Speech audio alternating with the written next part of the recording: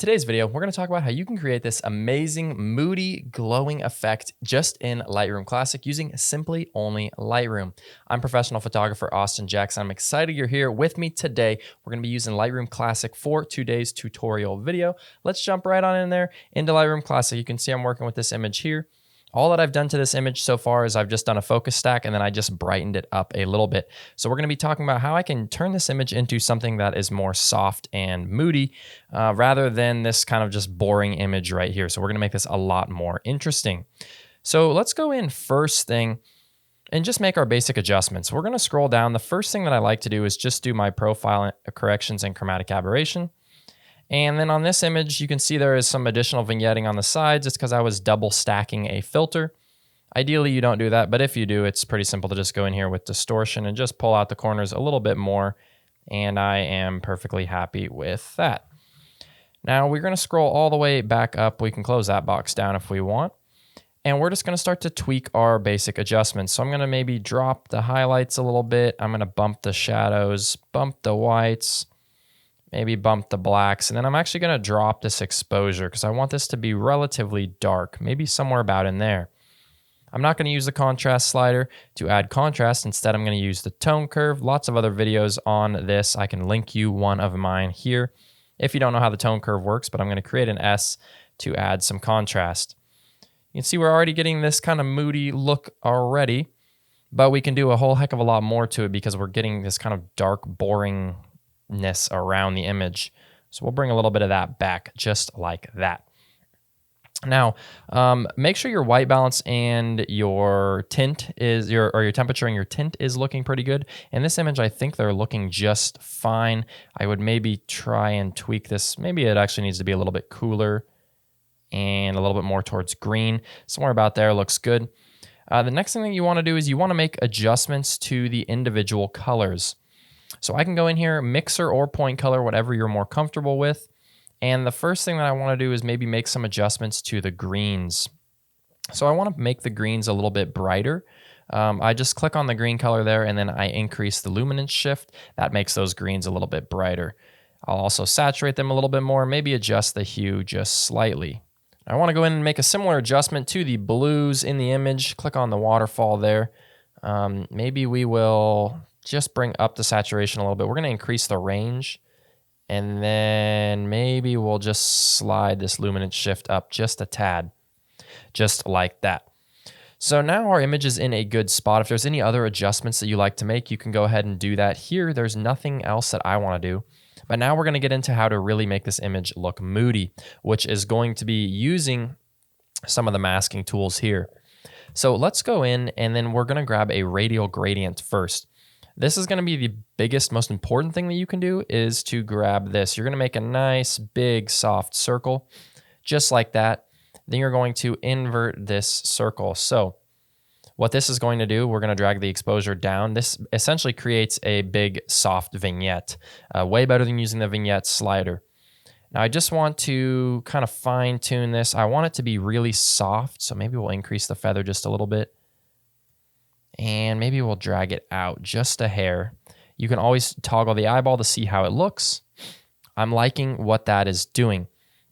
Now, of course, you could end here and say this looks nice and moody, but there's other things that we can do to bring back certain parts of the image that are important to make it look a little bit more realistic and not like I just put a huge darkening circle around the whole image. The first thing that I generally like to do is create another radial gradient here. And I like to click and drag in the center somewhere like that. Maybe I will increase the feather all the way on this one, and then I'll just increase the exposure while dropping the highlights because I don't want to blow out those highlights. And on this one, I might actually focus more on the waterfall, so make my circle more like this. And ever since this update, the radial tool has been acting really glitchy. You can see it here. I just updated this a couple days ago. I guess that's what I get for updating it without reading anything. But it still works just fine. So just like that, bright in the middle. You can see what these two masks are doing together is looking pretty good. But I want to bring back some of the greens around the image to kind of really sell this moody look. So what I'm going to do is create a new mask, this time using color range, which allows me to select a color in the image to do the mask with. Then I'm going to select just a nice sample of these green leaves over here. And I'm going to increase the range so it selects a little bit more, somewhere about in there. Now you can go in and you can make some minor adjustments to the exposure, but you'll notice when you do it too much, it really starts to look not that great and washed out. I'll drop the highlights, increase the shadows, increase the whites, just kind of punch these around. Now you're probably looking at the whole image thinking, this looks horrible up here. What are you doing? Which is where this is going to come in handy. I'm going to subtract and I'm going to do brush. So I'm combining these two masks. Now this is the area that I would like to select here, but rather than subtracting with the brush and painting everything out up here, I can simply just subtract and paint out the area that I actually want to paint in. And bear with me here. I know this sounds crazy because it looks like I'm doing the exact opposite. But what I'll do is go in here, click on the three dots, and I will click invert. Now you can see I'm only selecting the area in which I just painted. So that's looking a lot better, but it is looking a little bit strong. So maybe we will tone that down just a hair, maybe somewhere in there. And I think that's looking pretty good. I like what that's doing. Maybe it's still a little bit excessive. We can always go back and make some adjustments here later. So that's great. Just like that looks good. Now, the other thing that I like to do is just go in and pop the image a little bit. That moody look is generally created from a lot of darks and then one area that's really, really bright. And so in this image, it's going to be the waterfall. In your image, this might be something like the sky or something else bright. But I want to do a luminance range selection, and I want to select the waterfall. This is now going to allow me to select the brightest parts in the image. I'm actually going to close this down a little bit to make this more selective. And I still want it to be somewhat soft, maybe right about in there. Then I'll do the same thing. I'm going to subtract with a brush, and I'm just going to paint over the waterfall. Then I will invert my brush here. Now it's just going to select the waterfall, which is perfect. So now I can go in, and I want to make this really bright. And I generally don't want to do this with exposure. You can see that kind of looks I don't even know how to describe it, grungy, I guess, maybe. I want to do this generally with the whites. I can drop the highlights, increase the whites, and I want to be careful not to blow anything out too much here. Just touch that exposure a hair. And I'm going to bring up the shadows. I'm liking what this is doing. It might be a little bit bright, but we can also go in here and add with a brush and then just paint this onto some of the other bright areas in the scene so it matches a little bit better, just like that. Okay, I'm liking how that's looking. Maybe I want to add a little bit of glow around the waterfall. We'll do a radial gradient here. Just nice, big and soft. Increase the exposure just a touch, and then we're going to go down to dehaze, if it's not hiding from me here.